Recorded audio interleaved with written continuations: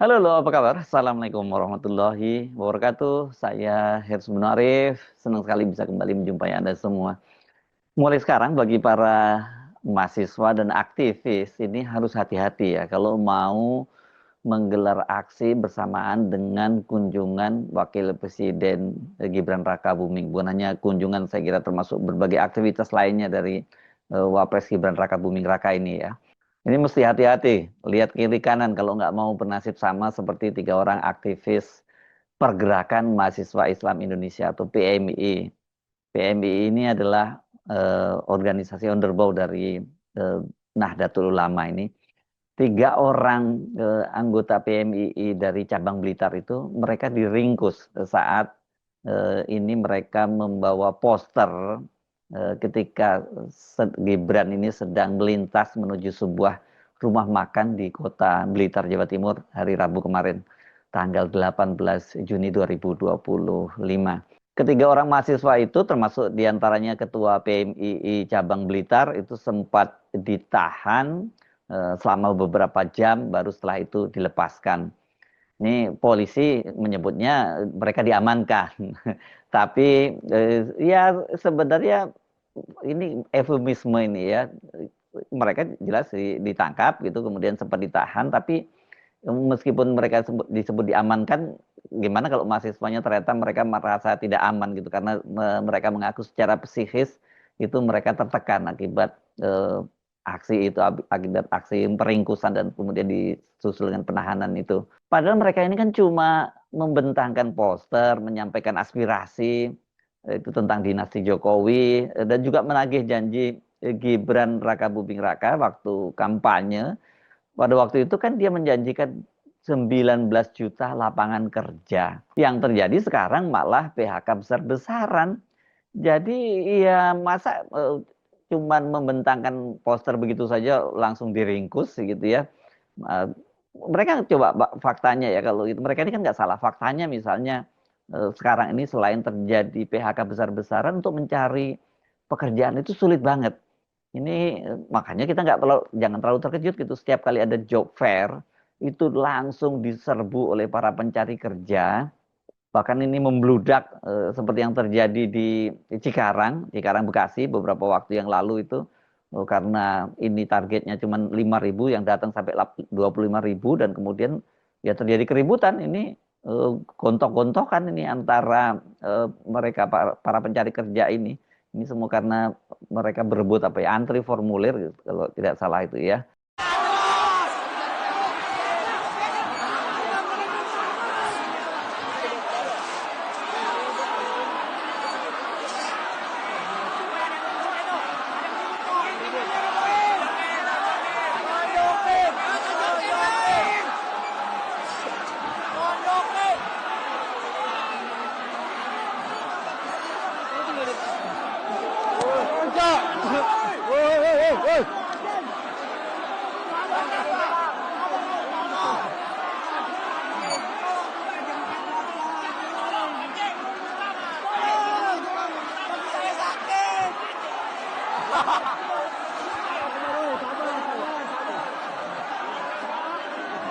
Gibran itu tengah melakukan kunjungan kerja ke Blitar nih kemarin itu ya. Ini mulai kunjungan-kunjungan jauh, mulai jauh-jauh lagi mainnya nih Gibran ini ya. Dia ditemani oleh Gubernur Jawa Timur Khofifah Indar Parawangsa, kemudian Pangdam Brawijaya Majen Rudi Saladin, dan juga Kapolda Jawa Timur Irjen Pol Nanang Afianto, dan sejumlah pejabat lainnya. Ini mereka berada dalam satu mobil, ini mobil yang tadi terlihat itu mobil Hiace yang melintas tadi itu ya. Saat rombongan Gibran tuh melintas, 6 orang aktivis PMII membentangkan poster memprotes janji Gibran akan menyediakan lapangan kerja, dan juga mereka mempersoalkan politik dinasti. Namun tiba-tiba sejumlah petugas keamanan tuh merampas poster mereka dan sekaligus meringkus 3 dari 6 orang aktivis PMII itu. Videonya ini viral banget ini ya di media-media sosial. Ya kalau kita lihat tadi itu bukan dihalau ya. Kalau dihalau nggak seperti itu kan. Kalau dihalau tuh pergi-pergi gitu ya gitu ya. Kalau ini kan memang diringkus lah yang lebih tepat ya. Dan di media itu judul beritanya macam-macam ini ya. Baik media nasional maupun media lokal. Ada yang menyebut dihalau, ini nanti ternyata ini meminjam istilah dari polisi, ada juga menyebut ditangkap, bahkan ada yang menyebut dibungkam karena ya ini mungkin maksudnya dibungkam simbol bahwa mereka tidak bisa melakukan protes. Nggak terlalu salah sih kalau disebut dibungkam juga ya. Tapi kalau kita lihat videonya ini ya, saya kira kita lihat lagi ini yang paling tepat ya, kemudian ini apa ya? Ya diringkus ya, posternya dirampas, kemudian dia diringkus dan setelah itu mereka ditahan. Mereka ini sempat ditahan beberapa jam, walaupun setelah itu dibebaskan. Saya amati hampir semua media, kebanyakan menyebut yang menangkap ini pasukan pengamanan presiden. Tapi kalau melihat posisinya ya kelihatannya sih saya duga ini bukan ya. Kemungkinan ini aparat lokal yang ikut membantu pengamanan selama Gibran melakukan kunjungan. Dalam setiap kunjungan presiden dan wakil presiden itu ke satu daerah, bahkan di Jakarta sekalipun gitu, selain pasukan pengamanan presiden yang melekat pada seorang presiden dan wakil presiden, pengamanan itu dibantu oleh aparat organik setempat mulai dari Kodam, Kodim, dan kalau di polisi juga Polda dan Polres setempat, bahkan sampai biasanya Satpol PP pun ini dilibatkan. Tapi ini memang ada ringnya ya, ring satu tentu saja. Apalagi yang kemudian di sekitarnya presiden atau wakil presiden itu jelas pasukan pengamanan presiden, baru ring keduanya nanti TNI, polisi dan sebagainya diatur seperti itu. Saya nggak tahu apakah ini yang menangkap itu betul pas pampres seperti banyak ditulis oleh media atau sebenarnya ini petugas daerah, petugas lokal yang mengamankan di sepanjang perjalanan dari Gibran Rakabuming ini. Tapi kalau lihat ininya ya peristiwanya saya kira berlebihan ya memang penangkapan ini karena itulah kemudian pengurus koordinator cabang PMI Jawa Timur itu mengecam dan sekaligus menyayangkan. Oh ini rupanya mereka ada pengurus koordinator ya. Ini mungkin kalau di PMI ada namanya Batko gitu ya. Ini mungkin kalau di PMI namanya koordinator cabang. Nah, sekretaris PKC ini pengurus koordinator cabang PMI Jawa Timur, Solihul Hadi, menyatakan bahwa mereka ini karena membentangkan spanduk ya, bukan poster ya dia nyebutnya gitu, yang berisi kritik saat iring-iringan mobil wakil presiden melintas menuju sebuah rumah makan. Ini marahnya karena mau makan kok dihalang-halangi atau mengganggu perjalanannya gitu ya, atau kritiknya gitu ya. Dan ini kata Solihul Hadi ini kan ya bisa dinilai sebagai menghalang-halangi ekspresi masyarakat. Apalagi ini kan yang dipersoalkan itu adalah isu rakyat yang saat ini memang menjadi isu bersama karena banyaknya pengangguran dan banyaknya orang yang kehilangan lapangan pekerjaan. Mereka ingin membentangkan spanduk, beberapa spanduk yang sudah disiapkan kawan-kawan itu ya untuk Mas Gibran lewat supaya bisa lihat dan membaca gitu loh. Persoalan salah satunya kan dia pernah berjanji akan menyediakan 19 juta lapangan pekerjaan. Hadi menyatakan saat itu ada sekitar 6 kawan-kawannya yang berusaha melakukan aksi. Namun 3 orang diantaranya ditangkap. Salah satunya adalah ketua pengurus cabang PMI Blitar Toha Ma'ruf. Dan poster-poster yang mereka bawa itu juga dirampas. Nah tadi saya sih lebih tepat menyebutnya itu poster ya, bukan spanduk. Kalau spanduk mungkin jauh lebih lebar gitu ya. Solihul Hadi juga menyebutkan bahwa yang menangkap itu pas pampres. Dan kemudian dia dibawa dan dibawa mobil dan diamankan. Bahasanya kata dia diamankan. Mereka menyebutnya itu sebenarnya kan sama saja tuh diamankan sama ditangkap. Nah ini baru benar ini ya Mas Solihul Hadi ini. Karena saya juga lihat banyak sekali media itu juga mengikuti gaya polisi kalau menyatakan orang ditangkap itu diamankan. Ya itu kan eufemisme, ya ditangkap saja lah gitu. Kenapa mesti diamankan? Diamankan itu kalau misalnya ada misalnya jambret atau begal gitu, dia lagi dikeroyok massa dan kemudian diamankan oleh polisi, ya itu benar. Tapi kemudian juga ditahan kan oleh polisi, ditangkap dan ditahan gitu. Tapi ketika prosesnya memisahkan dari warga yang sedang melakukan penganiayaan misalnya mengeroyok mereka, itu diamankan. Tapi kalau ada mahasiswa seperti ini, ya ada maling dan sebagainya ditangkap itu ya ditangkap, bukan diamankan gitu. Saya kira ini kritik saya terhadap teman-teman media gitu, apalagi yang biasa mangkal di kantor polisi, kemudian dia menggunakan bahasa polisi. Termasuk yang saya sering kritik juga kalau mau nanya pakai izin segala macam, izin dan seperti itu ya. Kalau udah begitu ya wartawannya subordinasi, dia tidak setara lagi dengan narasumber. Padahal kan wartawan itu mewakili kepentingan masyarakat. Ini saya jadi curcol juga ya. Oke, saya lanjutkan beritanya ya. Ketiga orang itu, kata Hadi, kemudian ditahan selama 3 sampai 4 jam di tempat tersebut. sebelum akhirnya mereka dibebaskan. Meski sudah dilepas, mereka kini mengalami ketakutan dan tertekan secara psikis. Nah, ini tadi yang disebutnya ya. Kalau orang diamankan ya nggak ketakutan dan tertekan secara psikis. Nah, bagaimana versi polisi? Nah, Wakapolres Blitar Kota, Komisaris Polisi Subiantana membenarkan adanya penangkapan 3 orang mahasiswa tersebut. Namun dia menyebut tindakan itu sebagai pengamanan karena ketiganya diduga akan menerobos rombongan Gibran. Gimana caranya nerobos ya kan ini ada rombongan seperti ini dengan ada forader dan sebagainya ya.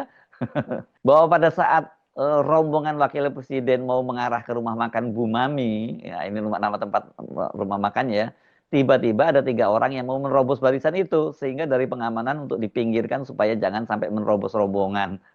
Ini bahasanya Pak Polisi ini, Pak Wakapolres ini. Dia juga menyatakan bahwa ketiga orang itu membentangkan sejumlah poster.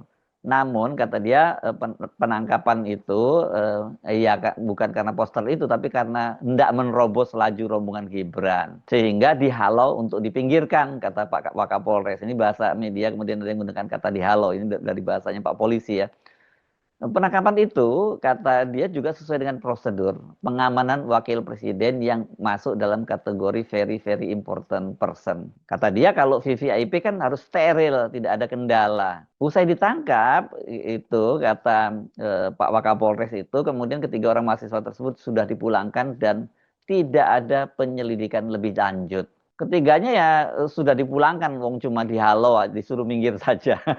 Kalau minggir itu ya begini, minggir, bukan seperti itu, bukan seperti video ini. Coba Pak Swedan udah ngelihat ini kan belum sih. Kalau ini ya bukan dihalau dan disuruh minggir ya, ini diringkus dan ditangkap gitu ya. Kan sebenarnya protes-protes macam ini ya, kalau di negara demokrasi itu biasa saja. Sebagai politisi, Gibran itu memang pernah berjanji akan menyediakan lapangan pekerjaan sebanyak 19 juta ya. Dan janji itu dia ucapkan dalam debat keempat calon wakil presiden di gedung KPU. Bapak Ibu yang saya hormati, teman-teman sesama anak muda, jika agenda hilirisasi, pemerataan pembangunan, transisi menuju energi hijau, ekonomi kreatif, UMKM bisa kita kawal, insya Allah akan terbuka 19 juta lapangan pekerjaan untuk generasi muda dan kaum perempuan. 5 juta diantaranya adalah green jobs. Green jobs ini adalah peluang kerja di bidang kelestarian lingkungan.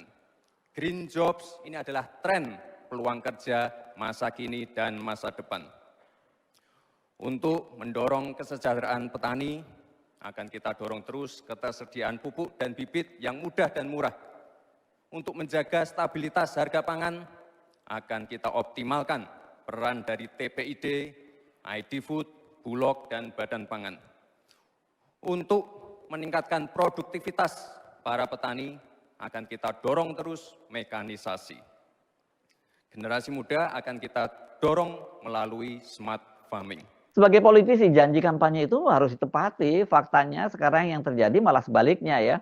PHK di mana-mana dan dalam beberapa bulan terakhir ini terjadi gelombang PHK dan puluhan ribu pekerja itu kehilangan pekerjaan. Ya wajar kalau mahasiswa kemudian melakukan protes dan menyebut Gibran sebagai omon-omon karena realitasnya janji yang dia sampaikan tidak terpenuhi ya. Dan kalau kita baca di media, kritik semacam itu banyak bermunculan di media, mulai dari pengamat, dari kalangan ya warga biasa, dan juga ini dari para aktivis gitu ya. Sebenarnya di dalam negara demokrasi kritik semacam itu kan nggak boleh dipersoalkan, apalagi kemudian ditangkap karena itu dijamin oleh undang-undang. Jadi ya wajar kalau banyak yang khawatir seperti halnya tadi Mas Solihul Hadi tadi dari pengurus koordinator cabang PMI Jawa Timur. Mereka khawatir ini sebagai bentuk dari pembungkaman terhadap suara-suara kritis, pembungkaman terhadap demokrasi. Soal janji lapangan kerja itu kelihatannya Gibran Rakabuming ini meniru bapaknya. Joko Widodo pada waktu tahun 2014 maju menjadi calon presiden berpasangan dengan Yusuf Kala, dia juga janji 10 juta lapangan pekerjaan. Wah, tapi ini Gibran kayaknya lebih banyak sampai 19 juta. Namun sampai periode pertama pemerintahannya itu berakhir, ya janji dia itu sebenarnya nggak terpenuhi. Ada klaim sih memang dari Menteri Tenaga Kerja waktu itu Hanif Dakhiri yang menyatakan bahwa janji Pak Jokowi menciptakan lapangan pekerjaan 10 juta itu terpenuhi. Dia menyebutkan data-datanya. Tapi saya ini tadi sempat googling dan menemukan artikel menarik ini dari kumparan.com yang membandingkan pernyataan dari Menteri Tenaga Kerja pada waktu itu politisi PKB Hanif Dakiri ini dengan data dari BPS. Ini sama-sama lembaga pemerintah, tapi datanya berbeda dan BPS ini saya kira kan memang dia berkutat dengan data-data semacam itu dan dia mengkolek datanya tidak dari satu sumber dari Kementerian Tenaga Kerja misalnya. Data BPS menunjukkan janji Jokowi itu nggak terpenuhi karena hanya 9 juta lapangan kerja yang atau 9 juta pekerja yang berhasil ditampung, artinya ini masih ada selisih 1 juta dari janjinya. Jangan dibilang kan cuma 1 juta, angka 1 juta pengangguran atau orang yang nggak tampung kerja itu bukan angka yang kecil. Apalagi kalau kita bicara mereka-mereka yang jadi kepala keluarga, jumlahnya akan berlipat, setidaknya sampai 3 kali lipat gitu, atau bahkan 4 kali lipat. Dan seorang politisi itu memang dinilai dari pemenuhan janjinya. Kalau dia berjanji nggak penuhi dan kemudian diprotes oleh rakyatnya, tapi kemudian ditangkap rakyatnya, ya ini bukan negara demokrasi. Wajar kalau kemudian banyak yang khawatir. Ini adalah sikap represi. Benar sih bahwa janji itu terpenuhi atau tidaknya nanti akan dievaluasi setelah 5 tahun atau ini periode kekuasaan seorang presiden dan wakil presiden. Tapi kalau melihat situasi dunia saat ini ya, ekonomi memburuk, situasi keamanan global ini juga makin mengkhawatirkan, kemudian eskalasi kekerasan atau perang di Timur Tengah antara Iran dengan Israel yang bisa ini kalau salah-salah menangani konfliknya bisa memicu perang dunia ketiga, sementara konflik antara Ukraina dengan Rusia sampai sekarang juga belum beres, ya dipastikan ini situasi perekonomian negara kita juga akan memburuk. Dan kalau janji 19 juta lapangan kerjaan itu rasanya jauh panggang dari api, agak sulit itu untuk dipenuhi. Ya harusnya memang banyak, kalau seorang politisi itu kalau janji dia mesti bisa mengkalkulasi, ada dasarnya kenapa dia bisa menjanjikan sampai 19 juta gitu. Ada hitung-hitungannya, bukan kemudian bangun tidur terus janji 19 juta lapangan pekerjaan. Jadi jangan salahkan publik ya kalau mereka kemudian menuntut janji itu, kesimpulannya mereka kemudian bahwa ya janji politisi itu tidak pernah ditepati. Nah, ketika kita kritisi, kemudian mereka mengerahkan aparat untuk membungkam para aktivis dan mereka-mereka yang mempersoalkan janji dari para politisi itu. Nah, yang politisi seperti itu ya, mereka biasanya obral janji, tapi kok rakyatnya kok ya juga mau ya terus-menerus dibohongi. Saya sebenarnya sampai ketemu lagi. Wassalamualaikum warahmatullahi wabarakatuh.